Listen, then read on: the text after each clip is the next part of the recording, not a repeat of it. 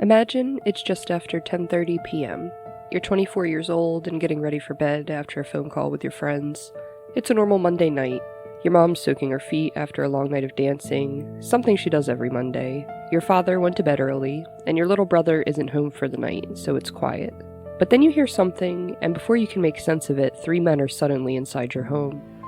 One of them draws a gun while another is demanding money. Your father runs downstairs and tries to reason with them while your mother starts screaming. And then, a gunshot, followed by another and another. You watch as your parents collapse to the floor and one of the men grabs your arm as he marches you upstairs.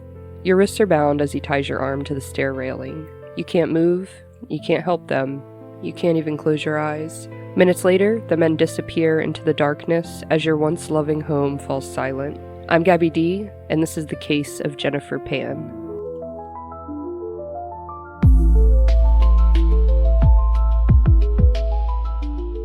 Like millions of immigrants before them, Bic and Han Pan left Vietnam with one goal: to build a better life for the family they hoped to one day have.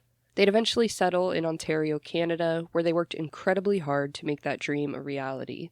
Friends and neighbors often described them as hardworking, disciplined people, something that was reflected in everything they accomplished.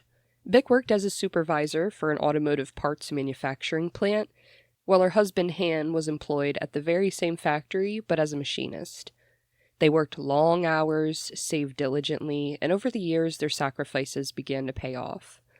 The couple purchased a beautiful, modern-style class home, eventually paying off the mortgage entirely.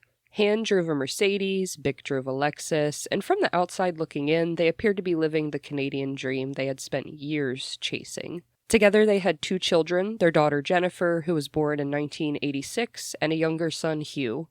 And while Bic and Han had built the life they'd always dreamed of, they expected nothing less than perfection from the children they had sacrificed so much to provide for. For their daughter Jennifer, that hard work started almost as soon as she could walk. People who know Jennifer describe her as bubbly, friendly, and incredibly easy to talk to.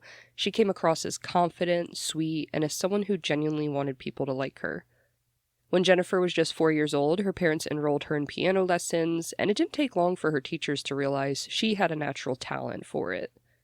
One instructor later described Jennifer as exceptional, saying she won competition after competition, year after year. But that success wasn't just because of Jennifer's ability.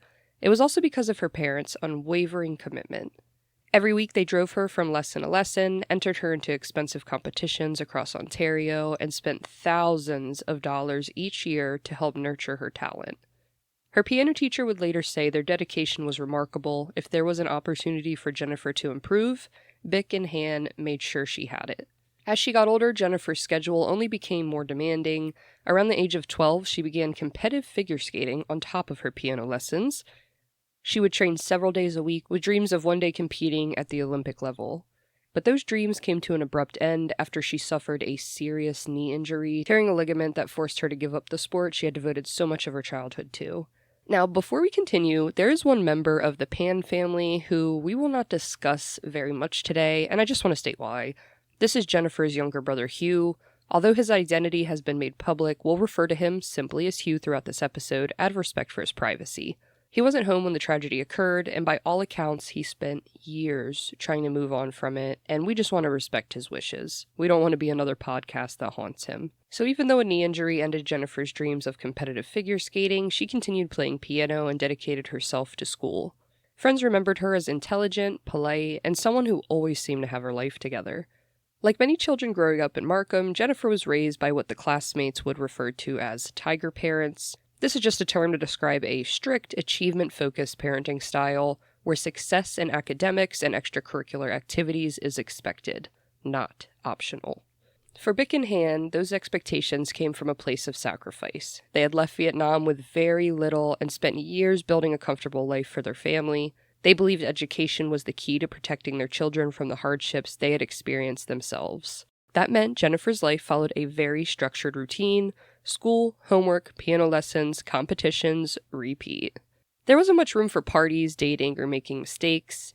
Now, she did get caught dating a boy in high school, which, let's be honest, probably isn't that shocking to anyone who's ever been a teenager in high school. But beyond that, Jennifer rarely gave her parents a reason to worry. In fact, if you walked into the Pan family home, you'd immediately see how proud they were of her. There were shelves just lined with trophies, ribbons, certificates, and awards that she's won over the years. Everywhere you looked were reminders of Jennifer's accomplishments and the future everyone believed she was building. Jennifer was the daughter every parent dreamt of having. November 8th, 2010 had been like any other ordinary Monday.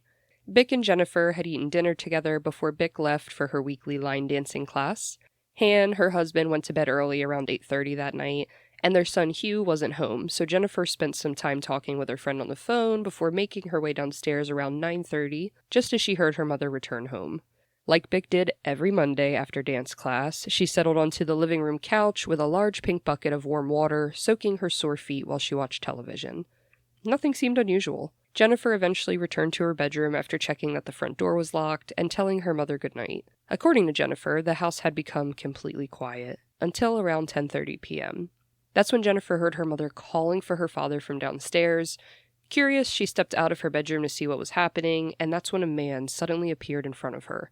He ordered Jennifer to put her arms behind her back as he tied her wrists together. He warned that he had a gun and told her that if she cooperated, no one would be hurt. He then escorted Jennifer downstairs, where one intruder had their attention on her mother, and the other was hitting her father in the face with the butt of his gun. The one closest to Bick also had a gun and kept repeatedly asking her, "Where's your money? Where's your purse? Where's your money?" According to Jennifer, Bick immediately stood up and reached for her purse, hoping she could simply hand over whatever money they wanted. Jennifer would later tell investigators that each time her mother tried to stand, one of the intruders would shove her back onto the couch and order her to just sit still. Desperate, Jennifer began pleading with her mother to just listen to them. "Mom, just sit down. Please, just do what they say." For several tense seconds, the demands continued as the men searched for money. Then, without warning, one of the intruders grabbed Jennifer and forced her back upstairs. They led her to the second-floor hallway, where they tied her right arm to the wooden stair banister while her wrist remained bound behind her back.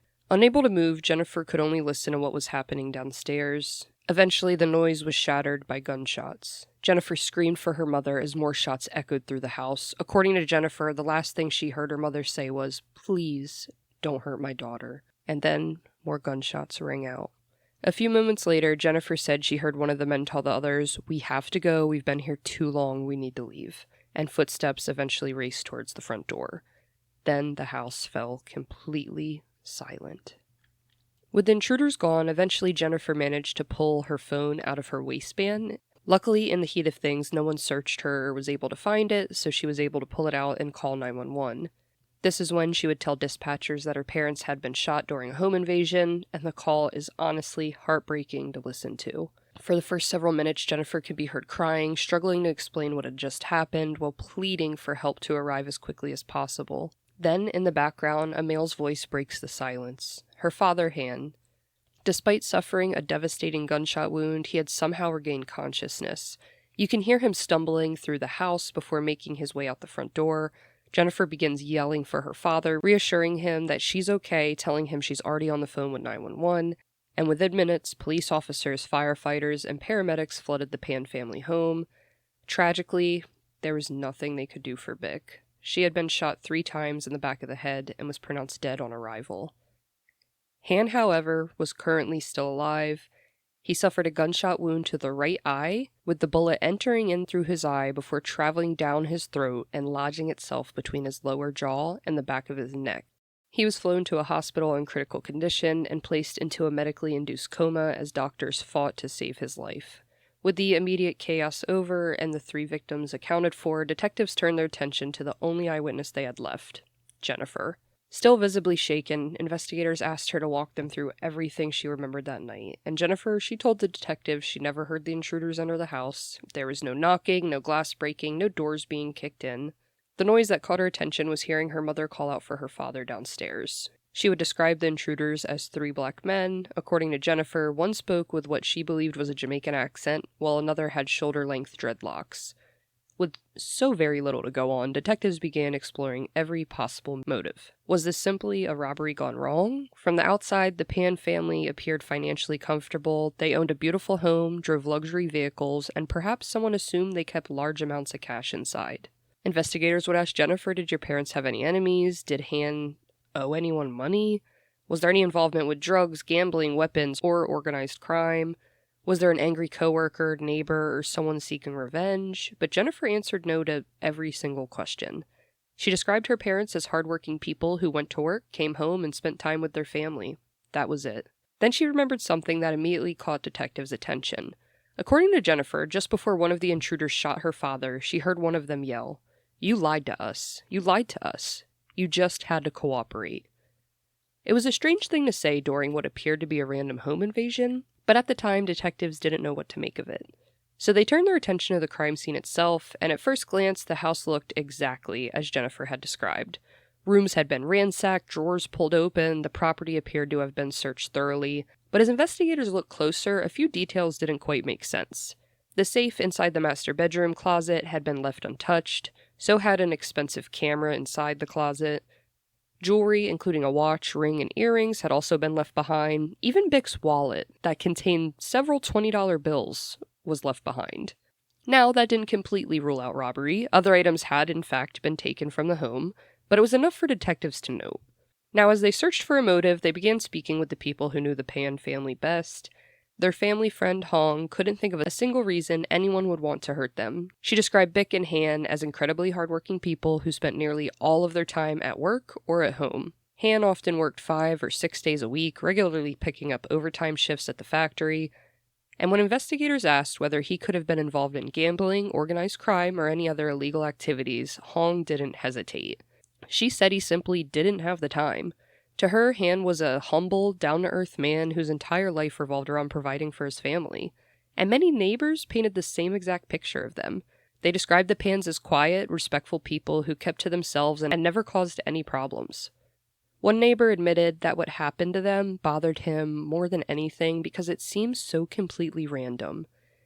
He said if there had been some obvious motive, an affair, a business dispute, or some kind of grudge, people could at least make sense of the crime. But no one could think of a single reason anyone would want to target the Pan family. Even the media struggled to explain it. Headlines would describe the attack as a fatal random home invasion that had shaken the entire community. At that point, no one, not detectives, neighbors, friends, or even the press, could come up with a reason why this family had been singled out. For the first few days, detectives had very little to work with. No murder weapon, no suspects, no clear motive. The investigation had seemingly hit a wall. Then, police caught their first real break. A neighbor's home security camera had captured part of what happened that night. Now, the footage, it wasn't perfect. It had been recorded in 2010, long before the high-definition cameras were used like today. It was dark, grainy, and the Pan family's house sat across the street and slightly to the right of the camera's view, just to give you a POV. Still, investigators could make out something important. Just before the attack, 3 figures dressed in dark clothing can be seen walking up the sidewalk toward the Pan family's front door where they entered. Then, roughly 30 minutes later, one person exits the home at a fast pace, a few seconds go by, and then the other 2 come running out behind him. It was the first piece of evidence investigators could independently verify from Jennifer's accounts, but while detectives were reviewing surveillance footage, another name quietly began making its way onto the radar, a man named Daniel Wong. On paper, he seemed like an unlikely connection to the Pan family, but they needed to find him and see how he's connected to Bick and Han Pan. 4 days after the home invasion, Jennifer returned to the police station. Detectives were hoping a few days' distance from the trauma might help her remember something she had forgotten, and this would be Jennifer's second interview with the investigators. Almost immediately, detectives asked a question that seemed to come out of nowhere. What is your relationship to Daniel Wong? Jennifer explained that she and Danny had dated for about 6 years after meeting in high school. She said her parents never approved of the relationship. Knowing how strict Bick and Han were, Jennifer told detectives the 2 eventually broke up because her parents simply wouldn't accept him. Even after the breakup, though, Jennifer said they had remained friends. They still talked from time to time and occasionally spent time together. Detectives then asked if anything unusual had happened recently involving Danny, and Jennifer said there had been. According to her, Danny's new girlfriend had been repeatedly calling and texting her, demanding that she stay away from him. Jennifer said this woman, who investigators would later identify as Christine, seemed extremely jealous. She claimed Christine had even messaged her on Facebook, calling her names and telling her to stop contacting Daniel. When Jennifer would text Daniel, she said Christine would sometimes respond instead, telling her to leave him alone because he has a new girlfriend now. Throughout the interview, though, Jennifer appeared visibly shaken. She frequently bit the inside of her lip, rubbed her stomach, and squirmed around in her chair. Given everything she'd been through over the previous 4 days, detectives weren't surprised. After all, they were interviewing the surviving victim of a brutal home invasion. Eventually, detectives were able to locate Daniel Wong and ask him to come in for an interview. Up until this point, all they really knew was that Daniel was Jennifer's ex-boyfriend and that he had previous drug convictions. Naturally, investigators wanted to know whether he could somehow be connected to the home invasion, and when asked about his criminal history, Danny acknowledged his past right away. He told detectives ever since he got in trouble, he stopped selling drugs and had stayed out of that lifestyle ever since. With that out of their way, investigators shifted their focus. So how do you know Jennifer Pan? Daniel explained that the two began dating toward the end of high school. They remained together for about 6 years before eventually ending the relationship about 2 years ago. By now, Daniel had moved on and was dating someone else, and that made detectives feel he had little reason to hide what he knew. When asked about the relationship ending, Daniel didn't hesitate. According to him, the biggest problem had always been Jennifer's parents. He said, quote, "They just didn't like me." Daniel believed Bick and Han looked down at him because of his job at Pizza Hut and the fact that he wasn't earning the kind of money they envisioned for their daughter's future. Plus, his charges related to drugs floated around the community, as does everything. But more than anything, he said Jennifer simply wasn't allowed to date. Her parents wanted her entire focus to be on school, her education, and building a successful career to stabilize her future. Danny recalled dating Jennifer for years without ever truly being accepted by her family. He said he never sat down for dinner with them. He was never welcomed into their home. There were never any positive interactions between Daniel and her parents. Eventually, he just realized the relationship wasn't going anywhere. He told Jennifer there was no future for them as long as her parents refused to accept them. He also hated the fact they had to sneak around, and after doing it for 6 years, I can't blame him. So he ended the relationship and moved on with his life, eventually dating a woman named Christine, who at this point he had been with for quite a little bit of time. And as far as he was concerned, his relationship with Jennifer was completely over. But even though Daniel had moved on and was in a new relationship, he and Jennifer still talked every few weeks or a couple months. According to him, the conversations weren't romantic, and his texts do confirm this. Most of the time, they were simply checking in on one another. Sometimes Jennifer would come to his job with dinner, but that's about as far as their relationship went. And for Daniel, there was another reason they stayed in contact. For months, both he and Jennifer had been receiving these strange phone calls and text messages. He claimed someone would call each of them separately, wait silently on the line for a few seconds after they answered, and then hang up without saying a single word. And this would happen dozens of times a day. Sometimes even more than 100 calls in a single day each of them would get. Then he told detectives how the phone calls turned into text messages. Some simply read, "We're watching you." If the two hung out, or for example when she would bring him food at work, almost immediately afterwards, one of them would receive another anonymous message asking, "What's she doing there?" It's as if someone was watching their every move. Then, about a week before the Pan family was attacked, Daniel said they received one final message. It simply read, "Ha ha ha, bang bang bang." According to Daniel, this had all been going on for months. Naturally, detectives wanted to know if this had anything to do with his past. Was someone from his old days dealing drugs trying to intimidate him? Daniel didn't think so. In fact, he told investigators he was 95 to 99% sure that the messages had nothing to do with him selling drugs. Of course, that answer caught the detective's attention. That's a pretty bold statement. How can you be so sure?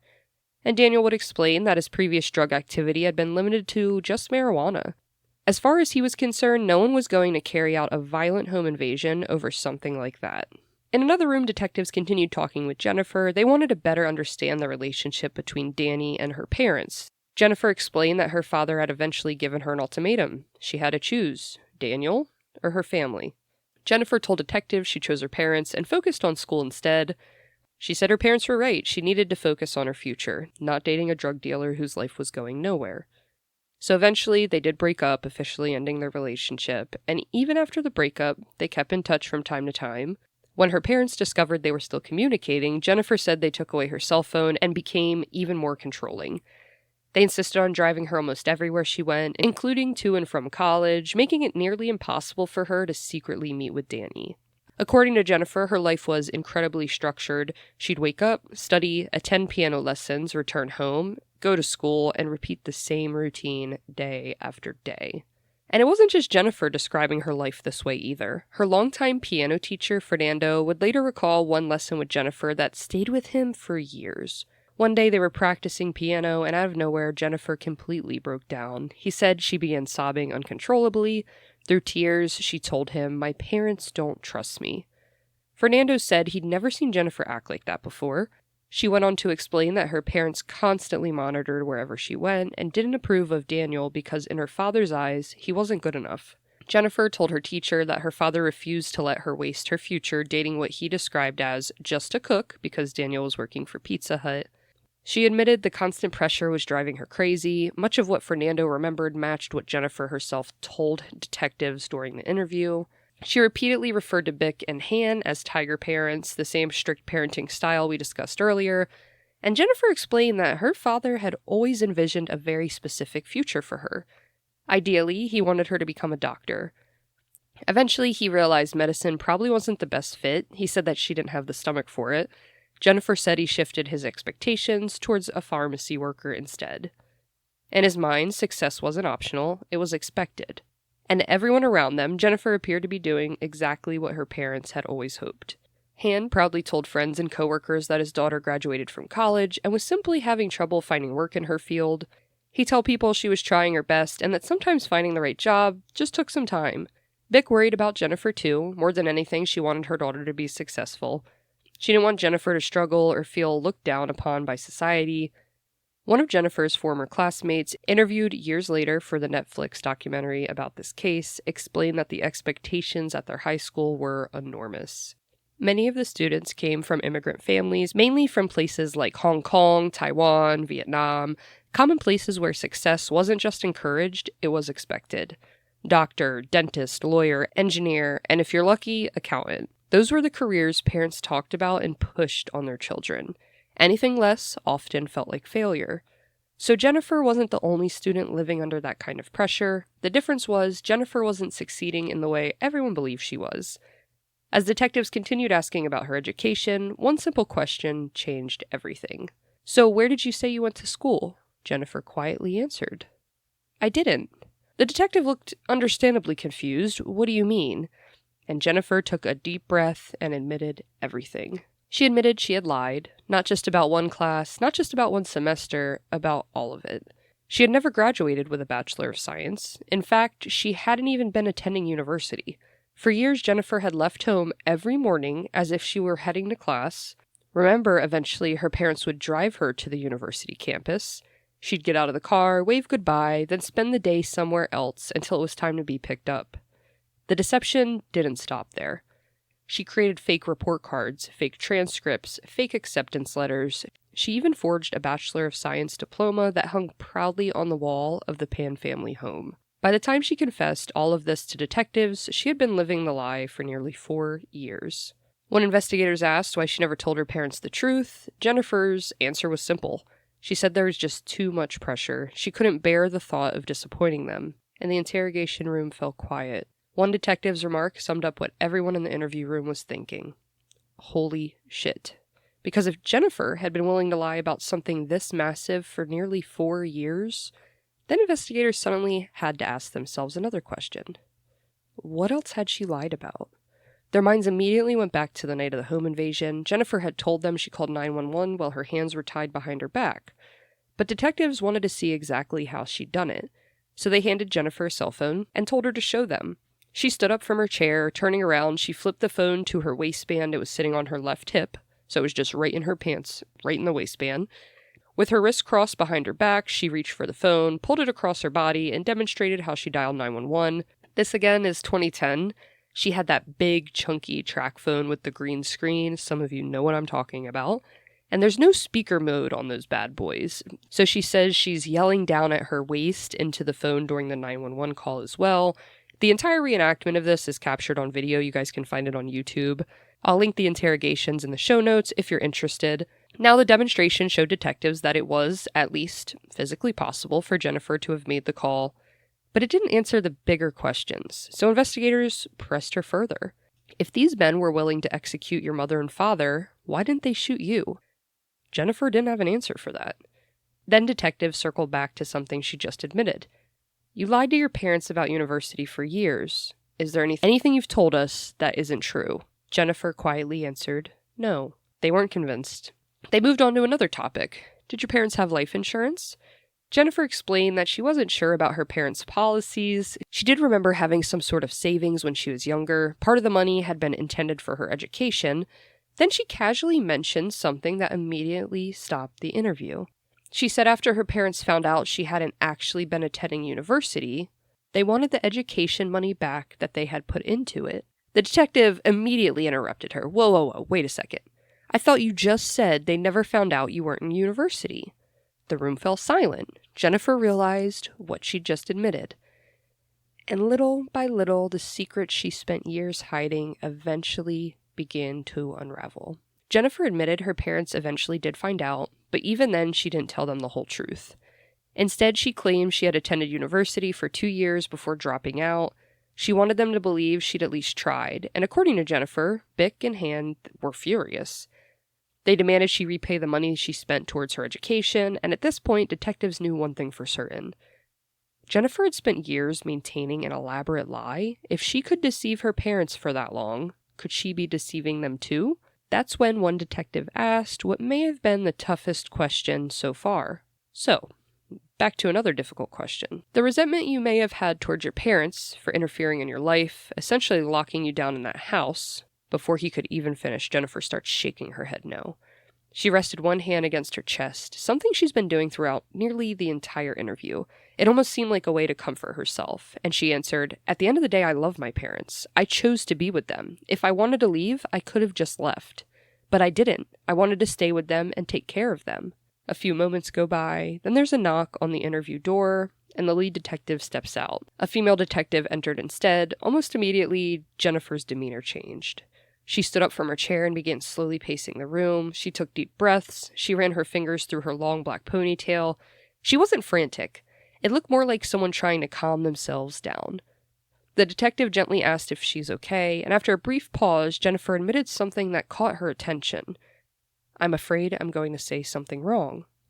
The detective tries to reassure her. She tells Jennifer everything would make sense as long as she continued telling the truth. Then she asked a simple question. Everything you've told us is the truth, right? And before answering, Jennifer began displaying many of the same nervous habits investigators had already noticed throughout the interview.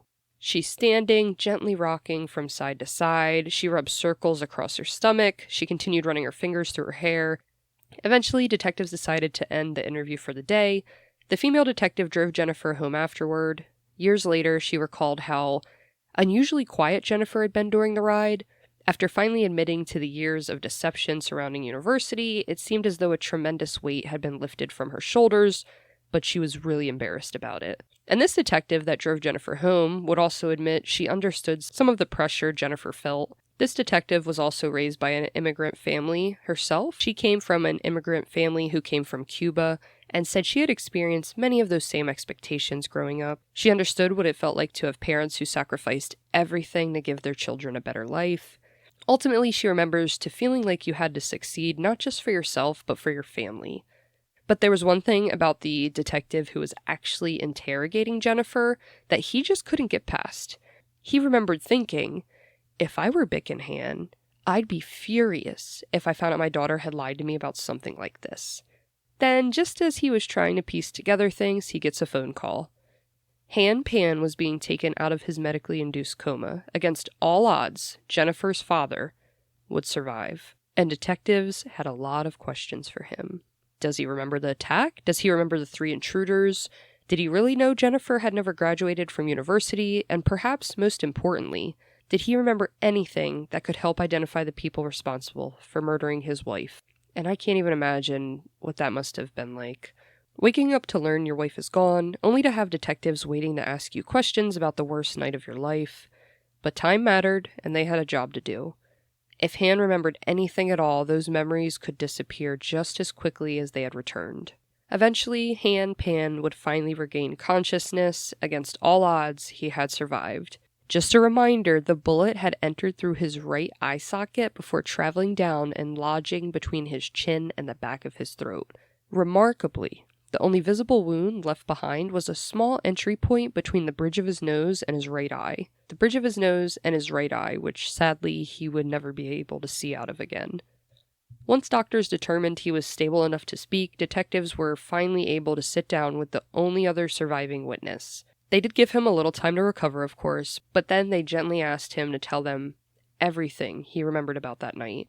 Han said he had gone to bed around 8:30 that evening while Bick went to her weekly line dancing class. He remembered Jennifer being home and Hugh being out, but the next thing that happened was being awakened by a man pointing a gun at him as he heard his wife's screams downstairs. The intruder then dragged him downstairs, and Han said he did exactly as he was told. When he reached the living room, he saw Bick, who was just terrified. Over and over again, he just kept hearing her pleading for their lives and saying things like, "We don't have any money, please let us go." Han said one of the intruders simply told her to shut up. As Detective McDonald continued asking Han questions, he described being forced onto the couch where he was repeatedly struck in the head with the handgun while Bick continued begging for their lives. And then, Han remembered something no one was expecting. He told detectives he saw Jennifer coming down the stairs. One of the men was walking with her, but something about it immediately stood out. Jennifer wasn't tied up. She wasn't struggling. She wasn't being dragged or pushed. She simply walked downstairs. Then Han noticed something else. He said Jennifer appeared calm, and then came the detail that stopped Detective McDonald in his tracks. Han said Jennifer wasn't laughing, she wasn't crying, but she was smiling. He would then explain the conversation she had with one of the intruders as friendly. To him, it didn't look like an interaction between a terrified hostage and an armed intruder. It looked familiar.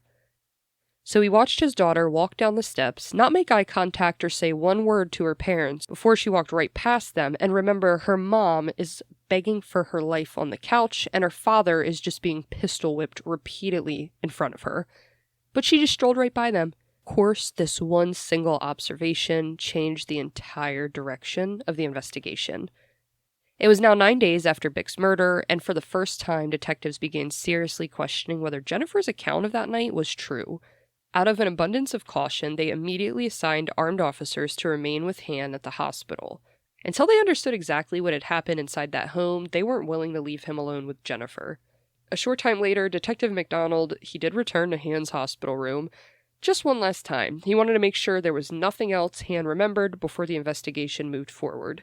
Han looked at him for a moment and quietly leaned in and said, "Use your police techniques to find out what Jennifer did." And that single sentence would eventually inspire the title of the Netflix documentary, What Jennifer Did, which was one of the many resources we used while researching this episode. If you guys like to watch it after listening, I'll also leave it linked in the show notes for you. By this point, detectives knew they needed to speak with Jennifer again.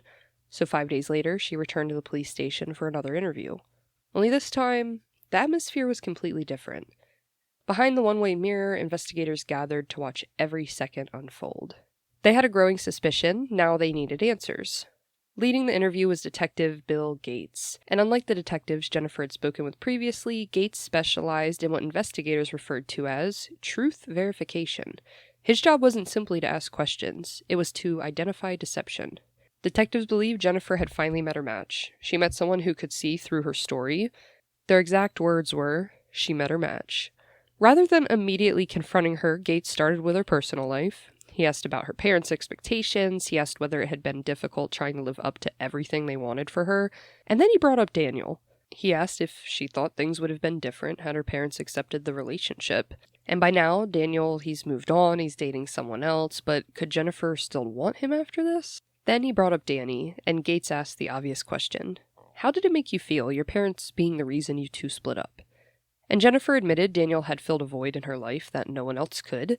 She told detectives she felt like a part of her was missing after they broke up. She said she wasn't happy with any part of her life except when she was with Daniel.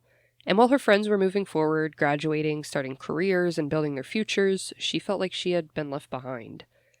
Gates listened patiently. Then, after letting the conversation settle, he changed gears. He looked at Jennifer and said, "Do you know why I'm here today?"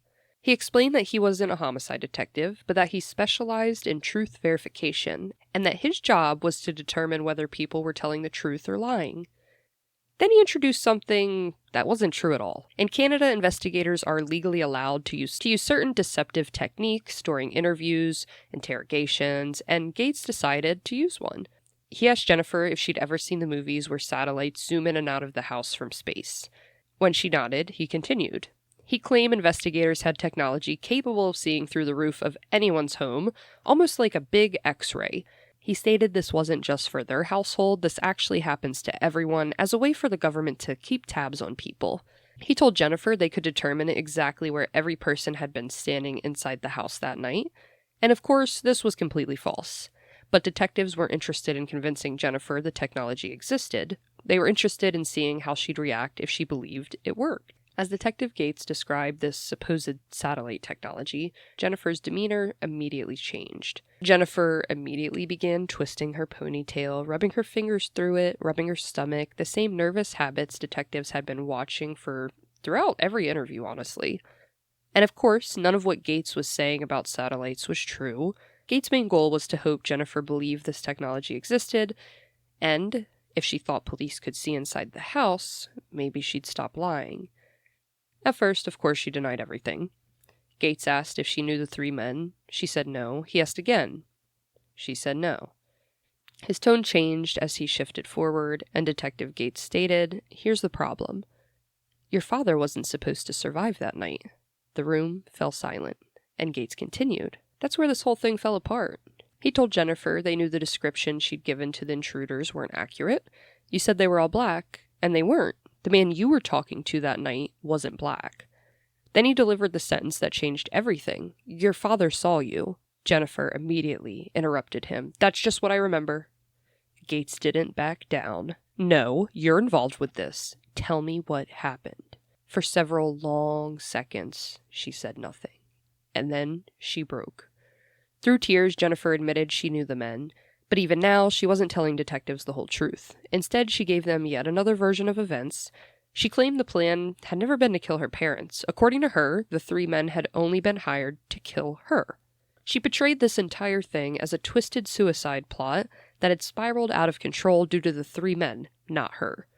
She claimed a man she only knew as Homeboy had arranged it, and according to Jennifer, he demanded $2,000 to take her out. Detectives through the camera kept listening, but they didn't believe a word of it. By now, they had heard too many different stories from Jennifer, too many lies, too many contradictions.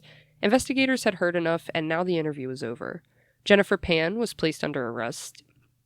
She would eventually stand trial while continuing to maintain that she never intended for her parents to be murdered. But investigators, and eventually a jury, believed something different. When Jennifer's trial began, prosecutors laid out what they believed had already happened that night, and honestly, it was even more calculated than detectives had imagined. We learned that Jennifer's mysterious contact, the man she referred to only as Homeboy, had texted her one simple word that evening: game time. By then, Bic Pan was downstairs soaking her feet after returning home from line dancing. Jennifer walked downstairs, said hi to her mother, and casually made her way towards the front door. To Bic, it probably looked like Jennifer was simply making sure the door was locked before bed, but she was actually unlocking the front door for those three men to enter their home. She then returned upstairs after saying goodnight to her mother and continued to text Homeboy. A short time later, another message appeared on her phone saying VIP access. It was investigators' belief that this was Homeboy asking whether the front door had been unlocked and whether everything was ready. Jennifer's response confirmed it was.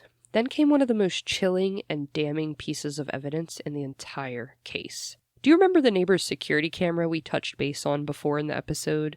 The same camera detectives had reviewed during the investigation. The camera that showed the three men walking through the front door of the Pan family home. 30 minutes go by and then they run out. Well, that same camera detectives had reviewed during the investigation showed detectives something else. It captured Jennifer's bedroom window right before the three men burst through their door. Jennifer briefly flicked her bedroom light on and off around 3 times. And according to prosecutors, this was the final signal. The house was ready. And from there, the attack unfolded much differently than Jennifer had described. One of the intruders met Jennifer upstairs. The two spoke briefly before walking downstairs together. And this was when Han would later describe Jennifer as calm, even appearing to smile as she walked beside the man in friendly conversation. Then the man walked her back upstairs, and this is where he tied her to the banister and tied her hands up, where she would eventually call 911. Now, everyone knows this had all been carefully staged from the very beginning, and it's just unsettling to think about. Not just because of what happened, the fact this young woman could kill her parents without a second thought, but because Jennifer was able to maintain this story through interview after interview without ever breaking. Until detectives finally forced the truth into the open, but one question still remained. Who exactly was Homeboy, and how did Jennifer Pan end up connected to him in the first place? Of course, detectives seized Jennifer's cell phone, and by the time the case reached trial, they'd gone through thousands of messages. And one conversation really stood out. It was between Jennifer and her ex-boyfriend, Daniel Wong. Now, by this point, Daniel, he's been dating Christine for a while, the new girlfriend, and in one exchange, Jennifer asked him a simple question. Do you love me? Like, tell me you love me. Daniel never answered. Instead, he apologized, and Jennifer, she seemed confused. What are you apologizing for? After a few moments, she asked him again, can you please answer me? And finally, Daniel replied, how you feel about me? Send message. Is how I feel about Christine. Send message. This was his way of telling Jennifer he'd moved on. Then Jennifer responded with a message that suddenly gave detectives an entirely new perspective. She wrote, fine, call it off with Homeboy then. And that one sentence changed everything. Daniel immediately responded, not with confusion over who Homeboy was, but with confusion over why Jennifer suddenly wanted to stop. He wrote, why? You said you wanted this with or without me. Send. You said you wanted this for you. Send. Daniel's confusion quickly turned to anger, and he said, I was always walking on eggshells with you. Send. I did everything and lined it all up for you. Send. Then he ended the conversation with 3 words. You contact Homeboy. That was the moment investigators knew Daniel hadn't just known about the plan, he had helped set it in motion. Using the information recovered from Daniel's phone, detectives were finally able to identify the 3 men responsible for carrying out the attack. There was Eric Sean Carty, David Milvaganam, and the man Jennifer knew only as Homeboy, whose real name was Lenford Roy Crawford. Now, Crawford, aka Homeboy, was known in the area as a drug dealer, and through that world, he would eventually cross paths with Daniel Wong, with their clear line of work, which was drug dealing. And just a quick side note, the first guy I named, Eric Carty, who also went by the nickname Sniper, this wasn't his first murder. Just 1 year before Bick Pan was killed, Carty had shot and murdered a man who at the time was one of his friends named Kirk Matthews. And at the time of the Pan family attack, Carty was actually on the run from police for the first homicide for about a year when this took place. Now, eventually, Eric Carty would go on trial for not only Bick's murder, Hand's attack, but he'd also go on trial for Kirk Matthews, and eventually be convicted of murder. Now, in an alleged unrelated incident, Carty would die in prison at the age of 38. Officials never publicly released the circumstances surrounding his death. Authorities confirmed an autopsy and investigation were concluded, but very little information has ever been made public about how he died at 38 in prison. If you're interested in learning more about the Eric Carty case and the first murder that put him on the run before the Jennifer Pan case, I'll be covering that story in this week's bonus episode, available on Apple Podcast and Patreon. But let's get back to this case. During the investigation, before the arrest and trial, detectives placed all 5 co-conspirators under surveillance, and one officer followed Jennifer to her own mother's funeral. According to investigators who were there, they found her behavior unusual. They noted that she appeared emotionally detached throughout much of the service. She didn't even shed a single tear. Of course, this isn't enough to convict her. I actually have a brother who reacts to grief the exact same way, so I do get it, honestly. She could have still been in shock after everything she went through. And even though Jennifer had claimed this was a suicide-for-hire plan gone wrong, the evidence showed the intended targets had been Bick and Han all along. Jennifer was never on the list. Bick Pan was murdered inside that home she worked so hard to build. Han lost his wife and his daughter that night. Hugh lost his mother and his sister. Those men lost half their family that day, but at least they would have each other. My heart genuinely goes out to the both of them. The case left an entire community asking the same question. How could someone want to kill the very people who had sacrificed everything for them? And we do get a little insight when detectives found Jennifer's personal diary. Many of the entries focused on her parents' strict rules surrounding Daniel. From her parents' perspective, however, they believe Daniel's involvement with drugs would put Jennifer into a dangerous lifestyle. Along with that, of course, they're worried he would derail the future they'd spent decades trying to build for her.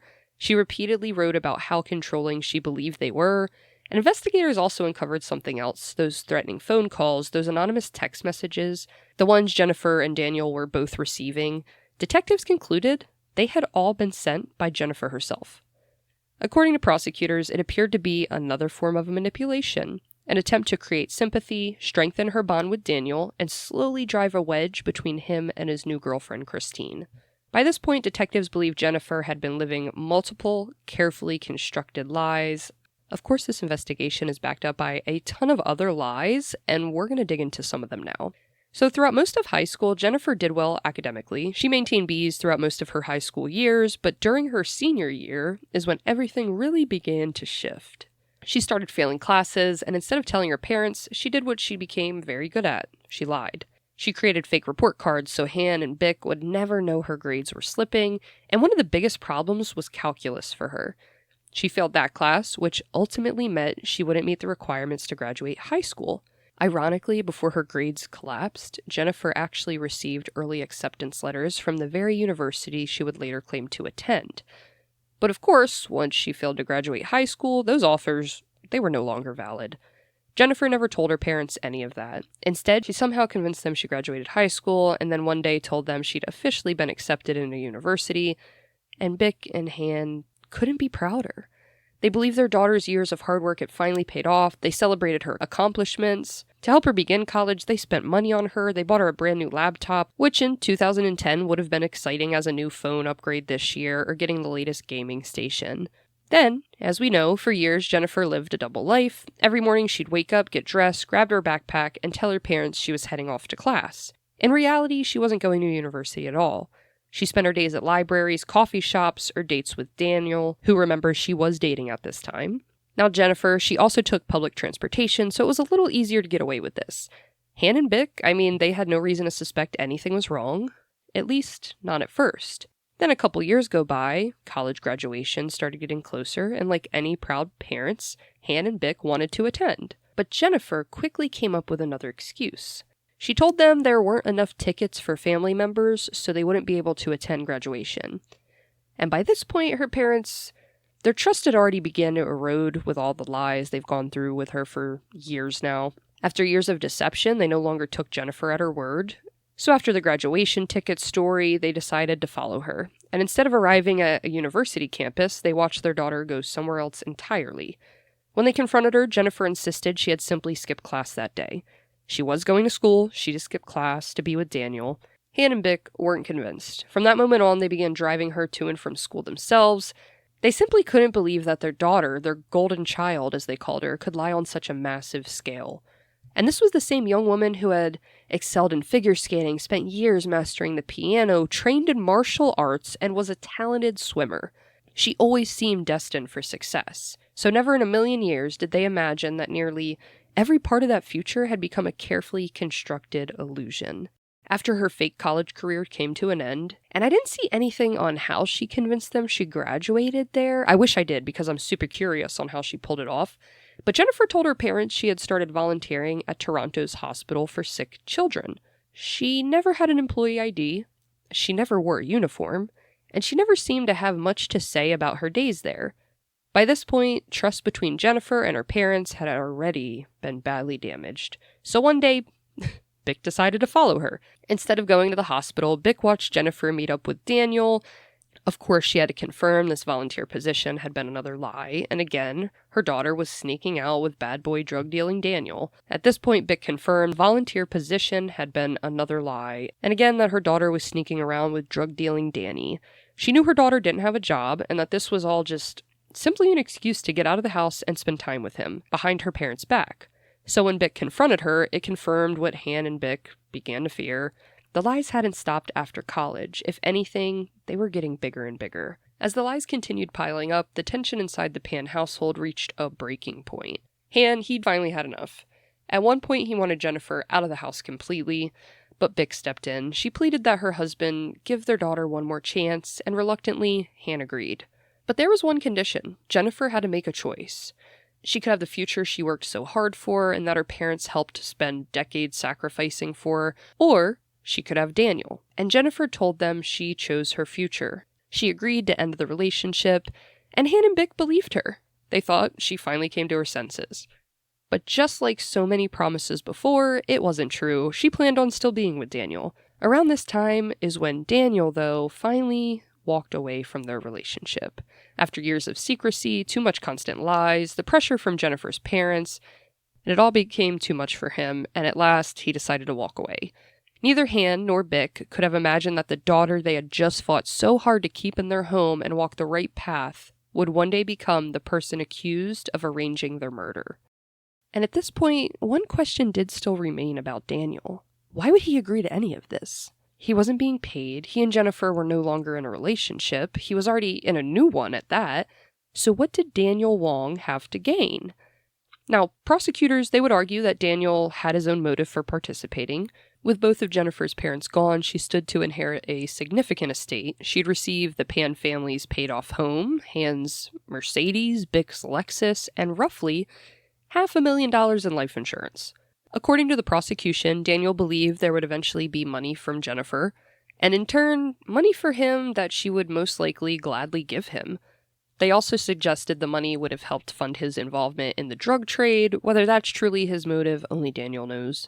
But financial gain became the prosecutor's explanation for why he agreed to help orchestrate the plot, and another motive for Jennifer to kill her parents. Han Pan would later remember one conversation with Jennifer that never left him. He told her she needed to stop seeing Daniel Wong, or she could wait until he was dead to be with him. According to prosecutors, Jennifer definitely chose the latter and would recruit 3 men to carry out the attack. Han was shot in the face and the shoulder but survived, and his wife, Jennifer's own mother, Bick Ha Pan, would be murdered inside her own home, shot 3 times in the back of her head, and as she begged for mercy, her final words were directed not at herself, not at her husband, but at her daughter, as she begged her captor, quote, "Don't hurt my daughter." Tragically, she never knew her daughter was the reason the men were there in the first place. We'd find out later this wasn't even Jennifer's first attempt at killing her parents. About 10 months before the attack, prosecutors said she had tried to hire another man to kill her parents, just one of her male friends. And according to the evidence presented at trial, he simply took the money and disappeared. Of course, this all showed this wasn't a crime committed in the heat of the moment. They argued it had been planned long before that night. And after 10 months of trial and 4 hours of deliberation, the jury found Jennifer Pan guilty of killing her mother and attempting to kill her father. Her 4 accomplices, the 3 men that carried out the attack, and her ex-boyfriend Daniel, were also convicted and sentenced to life in prison. Daniel Wong and Jennifer Pan were sentenced to prison with no eligibility for parole for 25 years. The 3 men who did the home invasion and her ex-boyfriend were also convicted, and everyone was sentenced to life in prison with no eligibility for parole for 25 years. The same sentence Jennifer Pan would receive. Han and Hugh would obtain a lifetime no-contact order against Jennifer, so she is not allowed to reach out to her father or her brother at all, ever, for the rest of her life. And as of today, Jennifer continues to maintain that she never intended for her parents to be killed, only herself. Her brother Hugh also testified during Jennifer's trial, and despite everything that had happened, he told the court he still loved and respected his sister, but he also described the years of deception that had shattered his family's trust. He explained that Jennifer had lied about attending university, faked a diploma, and even convinced their family she was working as a pharmacist. Hugh also spoke about his father's strict parenting. He would describe his father Han as old-fashioned, and believed much of the strictness that he dished out came after Jennifer's repeated lies. As Hugh put it, "It's just the way my dad is. It's sort of like tough love." He also testified that he had always been especially close with his mother, Bick. She was the parent he felt he could talk to about almost anything. And after Jennifer's conviction, Hugh chose to leave Ontario behind. He would eventually study mechanical engineering at a prestigious university and move away in hopes of building a life far away from the publicity and constant reminder of this case. As for her father, Han Pan, he eventually addressed his daughter publicly during trial. He said, quote, "I hope my daughter Jennifer thinks about what happened to her family and can become a good, honest person someday." End quote. On November 8th, 2010, Jennifer Pan left her parents as prey in the one place they should have felt safest. Bic Pan will be remembered as a generous, compassionate woman who devoted her life to her family.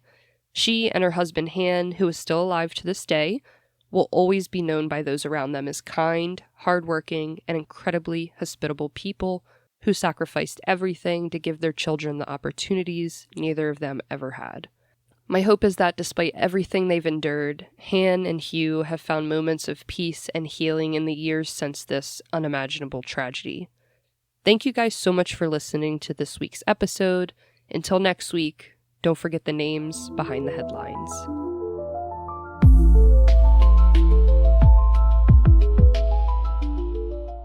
Before we jump back into the action, I have to shout out the first ever sponsor of our show, Dubby.